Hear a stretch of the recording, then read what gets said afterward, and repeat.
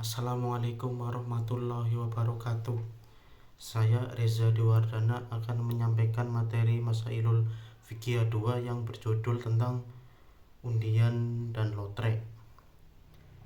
Poin pertama yaitu mendefinisikan undian. Secara umum, undian adalah suatu pemilihan atau penentuan pemenang yang didasarkan sepenuhnya pada faktor kebetulan atau keberuntungan, bukan berdasarkan keahlian, prestasi, atau usaha tertentu dari pesertanya. Dalam KBBI, undian diartikan sebagai suatu yang diundi atau hasil mengundi. Praktek ini biasanya melibatkan pengumpulan nama, nomor, atau kupon yang kemudian dipilih secara acak untuk menentukan siapa yang berhak mendapatkan hadiah. Poin B yaitu mendefinisikan lotre. Secara umum, lotre adalah suatu bentuk permainan yang untung-untungan di mana peserta membeli tiket atau kupon dengan harapan bisa menangkan hadiah tertentu atau dalam kurung biasanya berupa uang tunai atau jumlah yang besar melalui proses penarikan nomor atau simbol secara acak. Poin yang C adalah membedakan undian dengan lotre. Undian adalah suatu kegiatan yang diselenggarakan oleh suatu pihak atau dalam kurung biasanya perusahaan atau brand, di mana pemenang ditentukan secara acak untuk mendapatkan hadiah. Kegiatan ini umumnya bersifat promosional. B. Lotre adalah bentuk permainan judi di mana peserta membeli tiket atau kupon dengan nomor tertentu. Pemenang ditentukan melalui pengundian nomor secara acak dan hadiahnya berasal dari akumulasi uang pembelian tiket tersebut. Terus poin D, menguraikan pendapat ulama tentang undian dan lotre. Menurut hukum Islam, pembahasan mengenai undian dan lotre memiliki batasan yang sangat jelas. Meskipun sekilas keduanya terlihat mirip karena sama menggunakan unsur acak atau peluang, para ulama membedakan secara tegas berdasarkan dampak akad atau dalam kurung perjanjian dan ada tidaknya unsur taruhan yang merugikan. Yang pertama adalah undian yang diperbolehkan. Para ulama dari mayoritas mazhab termasuk Syafi'i, Maliki, Hanafi, dan Hambali menyepakati bahwa undian hukumnya mubah atau dalam kurung boleh selama tidak mengandung unsur perjudian. Dalam konteks ini, undian digunakan sebagai alat untuk mengambil yang adil, membagi hak atau ketentuan giliran tanpa ada pihak yang dirugikan secara finansial. Yang kedua,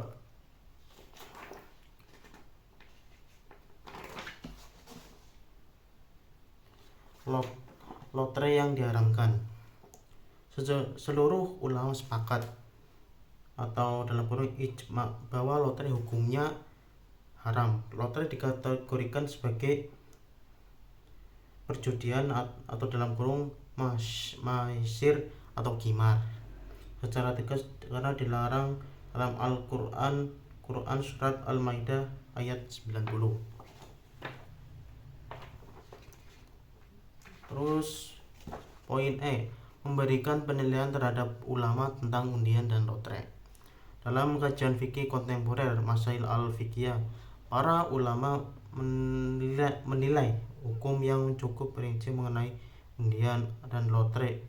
Meskipun keduanya sekilas terlihat mirip karena sama-sama menggunakan prinsip acak atau untung-untungan, para ulama membedakan keduanya secara tegas berdasarkan dampak ekonomi dan ada tidaknya unsur perjudian.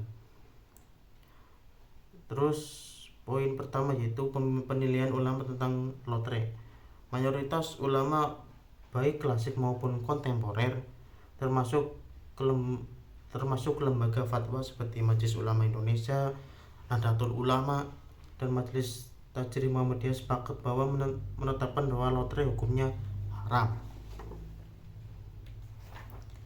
Yang kedua, penilaian ulama tentang undian. Berbeda dengan lotre, penilaian terhadap undian jauh lebih longgar dan dinamis.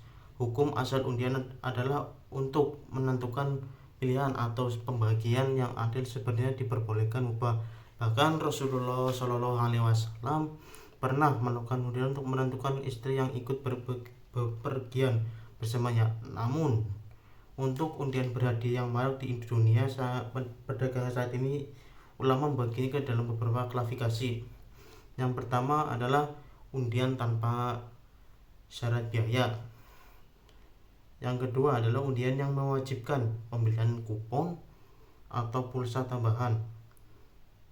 Yang kemudian undian yang dengan syarat beli produk atau dalam kurung ikhtilaf atau perbedaan pendapat. Terus terakhir, kesimpulan. Dari hasil analisis mengenai definisi undian dan lotre dapat ditarik kesimpulan bahwa pemaknaan kedua istilah ini tidak dapat dilepaskan dari aspek regulasi dan dampaknya terhadap masyarakat. Lotre secara finansial sering dikategorikan sebagai perjudian karena melibatkan transaksi pembelian kupon murni demi keuntungan spekulatif.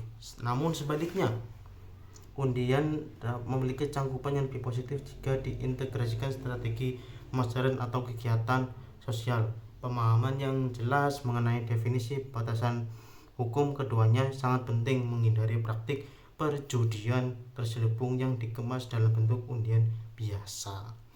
Mungkin cukup sekian materi yang saya sampaikan.